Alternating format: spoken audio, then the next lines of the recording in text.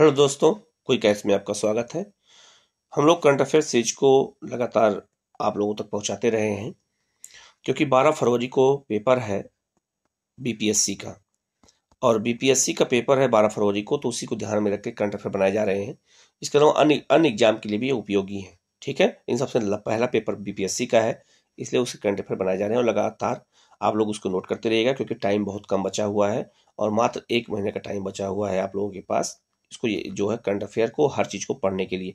इसलिए हमें ज़रूरी है कि इस चीज़ को अच्छे से काम किया जाए इस पर, और जिससे आपके पास काफ़ी बल्क में करंट अफेयर रहे और लगातार आप उसको काम करते रहे। हमने बहुत सारा करंट अफेयर इस पर भेज रखा है अपने चैनल पर, हमारे प्लेलिस्ट पे, चैनल पर जाकर प्लेलिस्ट से आप जो है सारे करंट अफेयर की वीडियो को देख सकते हैं, नोट कर सकते हैं।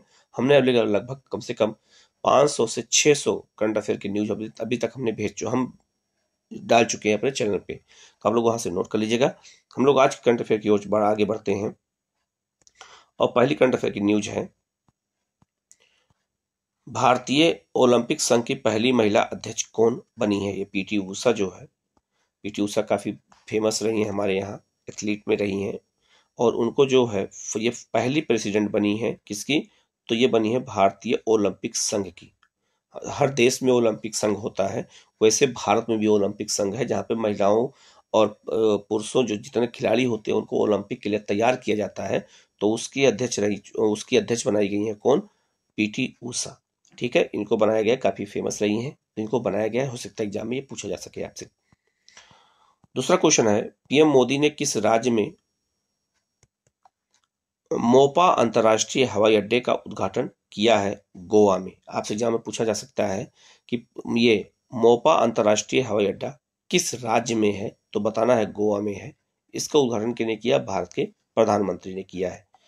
दूसरा है कि मोपा इंटरनेशनल एयरपोर्ट का नाम किस नेता के नाम पर रखा जाएगा? मनोहर पार्रिकर। मनोहर पार्रिकर गोवा के मुख्यमंत्री रह चुके हैं, 3 से 4 बार मुख्यमंत्री रहे हैं वहाँ के, और बहुत ही फेमस मुख्यमंत्री थे, ग्राउंड टू अर्थ व्यक्ति थे, और बाद में इन्हें मोदी गवर्नमेंट में रक्षा मंत्री भी बनाया गया था।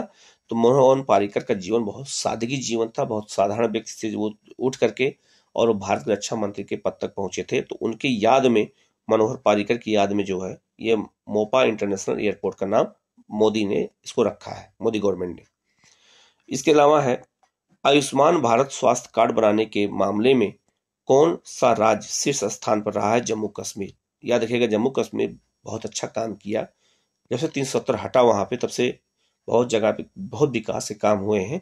और आयुष्मान भारत स्वास्थ्य कार्ड जो होता है, जो गरीबों के स्वास्थ्य का कार्ड बनाया जाता है, उसको बनाने के मामले में जम्मू कश्मीर नंबर 1 पर रहा है। ठीक है, इसका मतलब है कि वहां भी विकास के काम दिखना शुरू हो गए हैं, सरकार की योजनाएं भी जमीनी स्तर पर, ग्राउंड लेवल पर पहुंचना प्रारंभ हो चुकी हैं। तो ये कहीं ना कहीं एक पॉजिटिव संकेत है हमारे देश के लिए, जम्मू कश्मीर के लिए, और जो है हमारे देश के नागरिकों के लिए भी, सरकार के लिए भी। अगला क्वेश्चन है, भारत का सबसे बड़ा रबर डैम का उद्घाटन कहाँ किया गया है? गया में किया गया है। बिहार के जो गया जिला है, वहीं पर रबर डैम बनाया जा रहा है। ये एग्जाम में पूछा जा सकता है आपसे कि रबर डैम जो है किस जिले में बन रहा है, तो आप बताओगे गया के जिले में बन रहा है। ठीक है, इसके अलावा है, अगला क्वेश्चन है, भारत का पहला राष्ट्रीय इलेक्ट्रॉनिक फ्रेट प्लेटफॉर्म ई फास्ट इंडिया किसने लॉन्च किया है? नीति आयोग ने लॉन्च किया है। इलेक्ट्रॉनिक क्षेत्र में सुधार करने के लिए और नवीकरणीय ऊर्जा को बढ़ावा देने के लिए और इलेक्ट्रॉनिक वाहनों को बढ़ावा देने के लिए सरकार ने फास्ट इंडिया लॉन्च किया है, फास्ट इंडिया लॉन्च किया है। तो ये आपसे एग्जाम में पूछा जा सकता है कि किसने लॉन्च किया है, तो नीति आयोग ने लॉन्च किया है, ये आप इनको याद रखिएगा।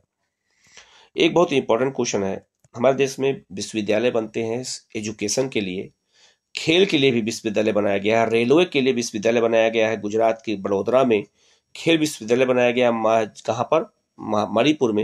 लेकिन एक वानिकी विश्वविद्यालय अभी तक नहीं बना था हमारे देश में, लेकिन बन गया अब।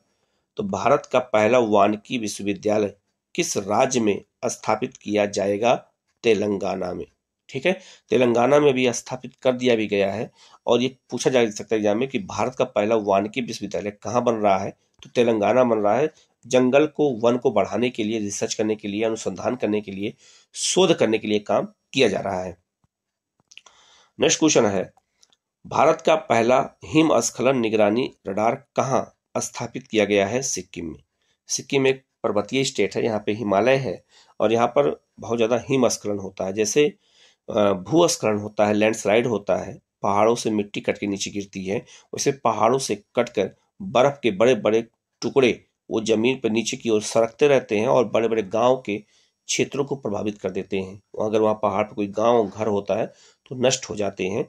तो वो ये जो है उसी के रडार के लिए, उसी को जो है पता लगाने के लिए जो है ये सिक्किम में किया गया है कि अगर मान लिया कोई बर्फ का टुकड़ा कहीं कभी टूट गिरे तो रडार तुरंत इसका जानकारी दे दे, जिससे वहां पे कोई तूफान या ऐसे हिमस्खलन के कारण अगर कोई दुर्घटना हो तो उससे बचा जा सके। तो एक प्राकृतिक आपदा है ये, और इससे बचने के लिए ही सरकार ने ये काम किया है। सिक्किम पहला भारत का राज्य है जहां पर ये पहली बार जो है हिमस्खलन निगरानी रडार स्थापित किया गया। लेकिन ये जान लीजिएगा, ये हिमालय का क्षेत्र इसलिए स्थापित किया गया क्योंकि यहाँ पे बड़े बड़े बर्फ के क्षेत्र पाए जाते हैं। इसके अलावा हिमाचल प्रदेश, उत्तराखंड और जो है जम्मू कश्मीर, लद्दाख, इन क्षेत्र भी पर हिमालय का क्षेत्र है, यहाँ भी हिमस्खलन होता है, लेकिन सिक्किम में थोड़ा ज्यादा होता है, इसलिए यहाँ पे पहली बार ऐसा किया गया है।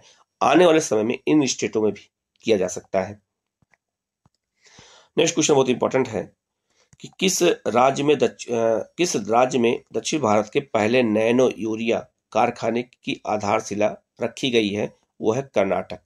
कर्नाटक ने पहली बार अपने राज्य में नैनो यूरिया बनाने का प्लान शुरू किया है। जो हमारे यहाँ यूरिया खाद होती है उसमें 46% नाइट्रोजन होता है, क्यों? और नाइट्रोजन का उपयोग हमारे खेतों के लिए बहुत आवश्यक है, क्योंकि हमारी भारत में 8 प्रकार की मृदा पाई जाती है, जिसमें 7 प्रकार की मृदा में नाइट्रोजन की कमी पाई जाती है। केवल एक पर्वतीय मृदा है जिसमें नाइट्रोजन ज्यादा पाया जाता है, बाकी किसी भी मृदा में नाइट्रोजन की कमी होती है। इसलिए नाइट्रोजन की मात्रा को बढ़ाने के लिए ही यूरिया में 46% नाइट्रोजन मिलाया जाता है और नैनो यूरिया बनाई जा रही है, जिससे जो है फसलों को यूरिया का जो है बारीकी से उसका लाभ उसको मिल सके। इसलिए नैनो यूरिया बनाने का प्लान कहाँ बनाया जा रहा है? कर्नाटक में। आप लोग इसको याद रखिएगा। नेक्स्ट क्वेश्चन है, मानव यात्रियों को ले जाने वाले भारत के पहले ड्रोन का नाम क्या रखा गया है?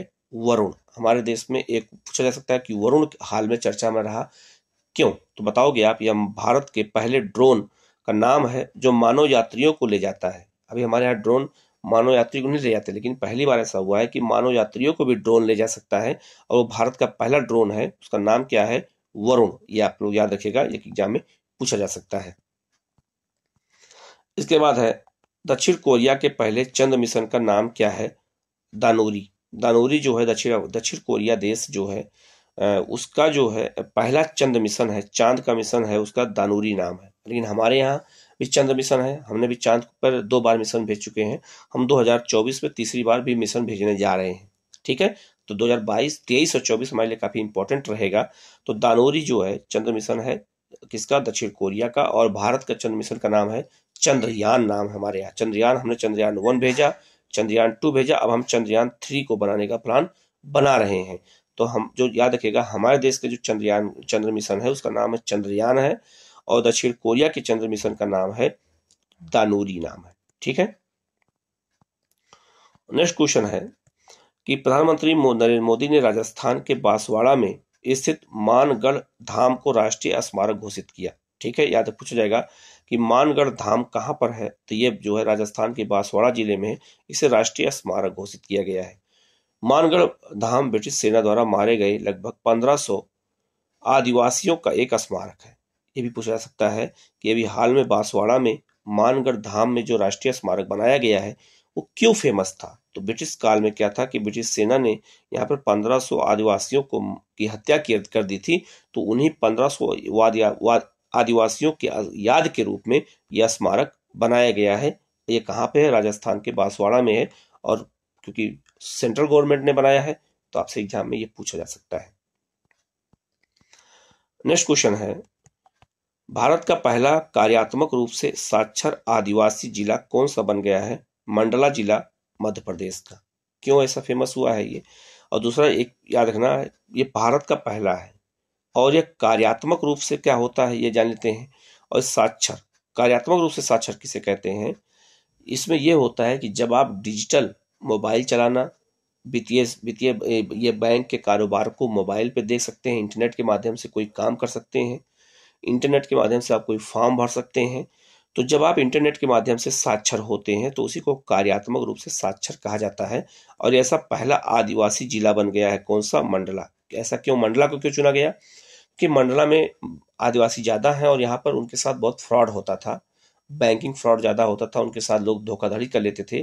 तो उनको सरकार ने जागरूक करने के लिए काम किया, कि वहाँ के जिलाधिकारी ने काम किया है और वहाँ के लोगों को साक्षर कर दिया, कार्यात्मक रूप से साक्षर बना दिया कि अब उनके साथ धोखाधड़ी बैंक की नहीं हो सकती है। इसीलिए याद रखिएगा, इस जो है पहला, भारत का पहला राज्य जिला है वो मध्य प्रदेश में मंडला, जिसे कार्यात्मक रूप से साक्षर जिला घोषित किया गया है। और ये आदिवासी बहुल जिला है, अर्थात जनजातीय बहुल जिला है, उसी को आदिवासी भी कहते हैं। ठीक है, नेक्स्ट है, अगला क्वेश्चन है, गूगल ने किस देश में गलत सूचना विरोधी अभियान शुरू किया है? भारत में। भारत में जो है सोशल मीडिया पे बहुत सारी गलत सूचनाएं होती हैं, तो उनको हटाने के लिए उनको फेसबुक से, व्हाट्सएप से, इसके बाद में इंस्टाग्राम से या गूगल पे सर्च करने पे बहुत सारी गलत सूचनाएं होती हैं। तो गूगल, भारत सरकार ने शिकायत किया, तो भारत सरकार के कहने पर गूगल ने उन सारी गलत सूचनाओं को हटाने का अभियान शुरू किया है कि उनको हटाया जाए, जिससे कहीं सांप्रदायिक दंगा, जातीय संघर्ष या अन्य चीजें, घटनाएं ना हो सके। तो सरकार इस पर काम कर रही है और सरकार ने निर्णय लिया है कि इसको जो है जल्द से जल्द सारी गलत सूचनाओं को हटा दिया जाए। ये गूगल ने किया है ऐसा। ठीक है, और नेक्स्ट क्वेश्चन है, बहुत चर्चा का विषय रहा है, ये आपसे पूछा जा सकता है क्योंकि ये ज्वालामुखी अभी फटा हुआ है, तो ज्योग्राफी से जोड़ करके पूछा जा सकता है कि हाल में जो है माउंट सेमेरू ज्वालामुखी फटा है, वो किस देश में है? इंडोनेशिया में। ठीक है, या ये भी पूछ सकता है कि इंडोनेशिया में अभी हाल में जो ज्वालामुखी फटा था उसका नाम क्या था? सेमेरू ज्वालामुखी नाम था उसको, आप लोग याद रखना। ये जो है ज्वालामुखी बहुत फेमस है, इंडोनेशिया का, काफी चर्चा में रहता है, हमेशा हमेशा फटता रहता है, इसलिए चर्चा में रहता है। ये विस्फोट हुआ है अभी हाल में, तो पूछा जा सकता है कि किस देश में हुआ है, उसका नाम क्या है? ये नाम उसका सुमेरू है, सेमेरू है। आप इस ज्वालामुखी को याद रखिएगा। आज करंट अफेयर में हम लोग इतना ही करते हैं। डेली हम लोग करंट अफेयर डालते जा रहे हैं क्योंकि एग्जाम नजदीक है, और आप करंट अफेयर डेली पढ़िएगा। ऐसा नहीं है कि आप केवल एक दिन पढ़ के छोड़ दीजिएगा, नहीं, आप डेली पढ़ते रहिए करंट अफेयर। 15 से 20 क्वेश्चन हमने रोज डाला है। आप प्ले लिस्ट में जाकर के हमारे चैनल पे आप वहां पे लगा दीजिए। आप कोई काम कर रहे हैं घर में, आप लगा के रख दीजिए, आप वो चलता रहेगा, आप सुनते रहेंगे, तभी आपको याद हो जाएगा। ठीक है, तो करंट अफेयर आप लोग लगातार देखते रहिए, हमारे चैनल द्वारा आपको करंट अफेयर लगातार भेजा जा रहा है। करंट अफेयर कैसा लगा आप लोग जरूर कमेंट करिएगा। चैनल को लाइक कर लीजिएगा, सब्सक्राइब कर लीजिएगा और बेल आइकन को प्रेस कर लीजिएगा, जिससे आपके पास नोटिफिकेशन से पहले पहुंचे और आप उसका लाभ उठा सकें। Okay, thank you.